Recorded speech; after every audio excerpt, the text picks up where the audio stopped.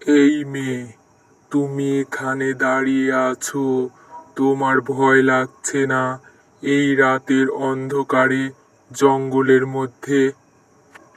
এখানে দাঁড়িয়ে কি করছো?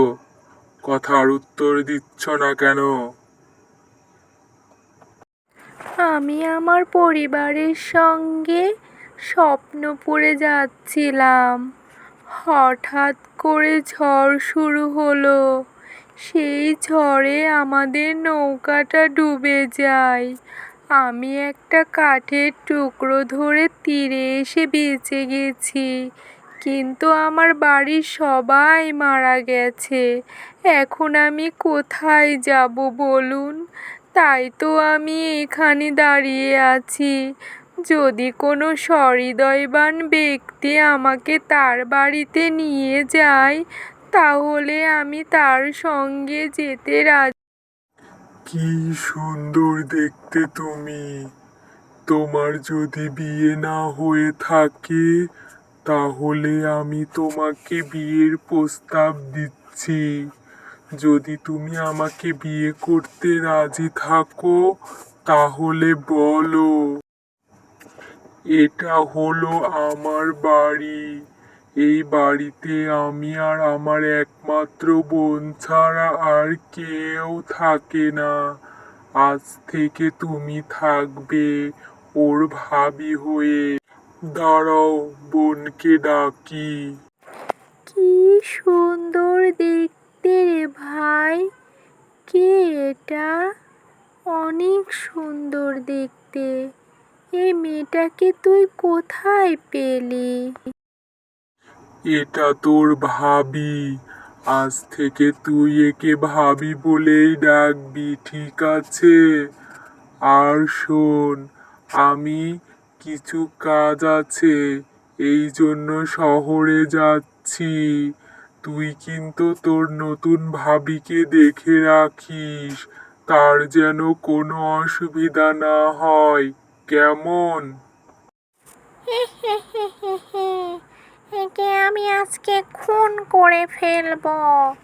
আমি ভেবেছিলাম এর বুঝি কেউ নেই, এর একটা বোন আছে, আমার কাজে বাধা দেবে। একে যদি আমি না মেরে ফেলি।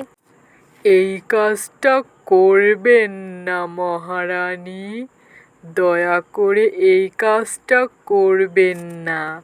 ওকে আপনি বাঁচিয়ে রাখুন। যখন সব মানুষ খাওয়া শেষ হয়ে যাবে, তখন আমরা ওকে মজা করে খাবো। আর এখন ওকে একটা শিমুল ফুলের গাছ বানিয়ে রাখুন।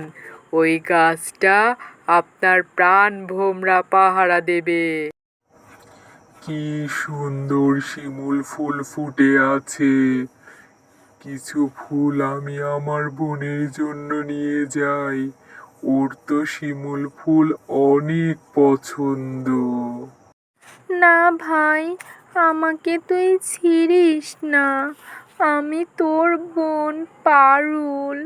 শোন ভাই, তোর বউ আসলে একটা ডাইনি।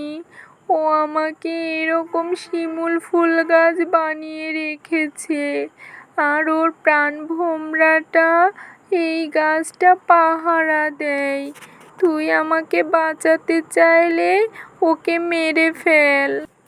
অনেক ঘোরাঘুরি করেছি, আর ঘোরাঘুরি করতে ভালো লাগছে না।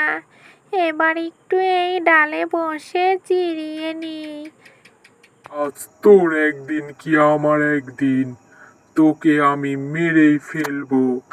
এত বড় সাহস! তুই আমার বোনকে কিনা গাছ বানিয়ে রাখিস।